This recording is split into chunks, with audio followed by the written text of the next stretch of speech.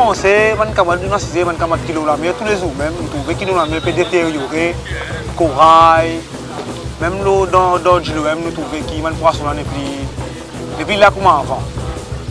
Alors nous décidons pour faire une poser, une prothèse nous lagon, nous avons envie de prendre depuis les enfants, parce que nous sommes enfants plus concernés, nous futurs nous plus concernés par nous enfants.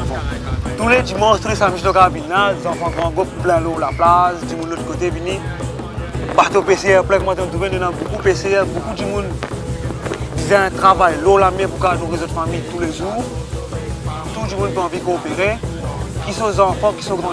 Quand matin, nous faisons maintenant cleaning, nous avons une tasse d'enfants, puis les parents sont bien contents de te coopérer. C'est moi, nous avons envie de faire un projet, quand ça fait là, pour finir en place. Nous avons envie de pique-nique dans 4 coins de l'île Maurice aussi.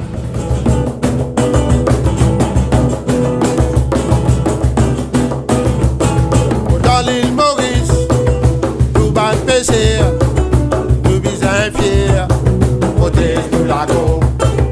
Dans l'île Maurice, nous battons pêcher, nous visons fiers, protéger nous lagon.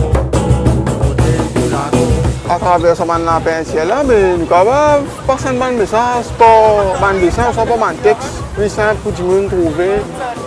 Un message conscientisation, comment justement protéger le lagon, l'eau poubelle là, comme ça là, tout le monde trouver, passer, nous installer, un peu partout dans l'endroit, même dans Grand Gob après. Je peux trouver un message là, comme ça, je peux connaître qui c'est une poubelle là, parce que ça a été partout, n'importe où. Protéger le lagon, avec des magazines, avec des trialis, ou par exemple au mot. Protéger le lagon. Des magazines, avec des trialis, pour parler sans gros. Je trouve que c'est très intéressant parce que on sensibilise les enfants surtout et tout en étant super joyeux et dans des trucs amusants quoi, genre, comme la peinture ici ils sont en train de faire. Ils vont mettre des poubelles un peu partout et surtout ils mettent des poissons, des étoiles, des messages et du coup ça va vraiment servir aux gens pour conscientiser chacun qui est ici quoi. Et, parce qu'on est tous concernés par l'océan, la mer et puis surtout tous les déchets qu'il y a partout. Voilà. Dans l'île Maurice, nous battons pêcher, nous visons fiers, protéger le lagon, protéger le lagon, protéger le lagon.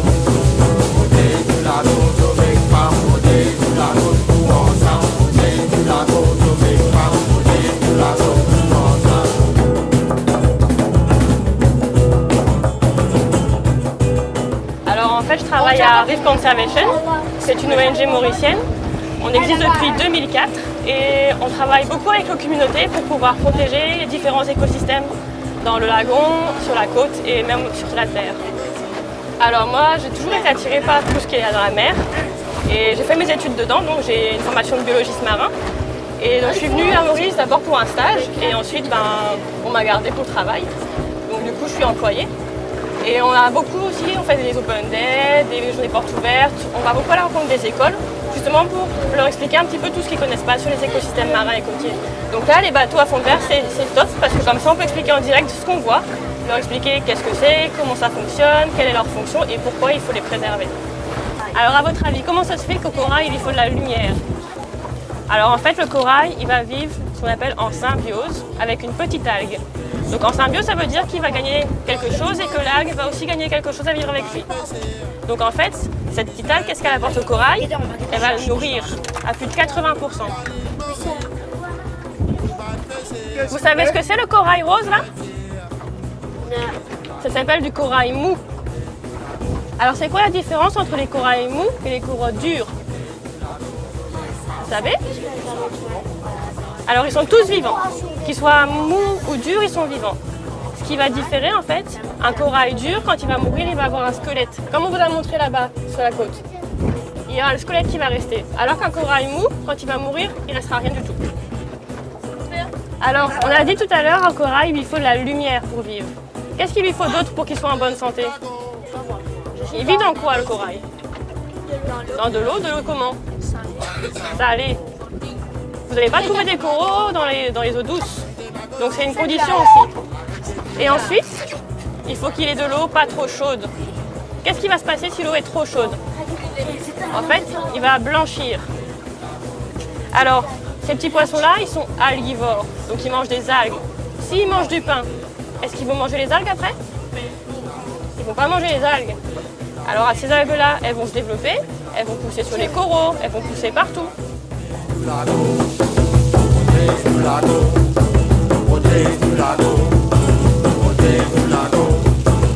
Dans l'île Maurice, nous battons pêcher, nous visons fiers, protège nous lago. Dans l'île Maurice, nous battons pêcher, nous visons fiers, protège nous lago. Protège nous lago, protège nous lago, protège nous lago, sauver pas, protège nous lago, nous ensemble, protège nous lago.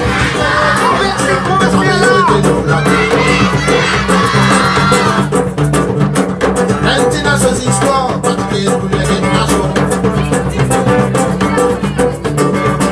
Nous, tu perds, nous dévorons, on avait tout pas de calculer.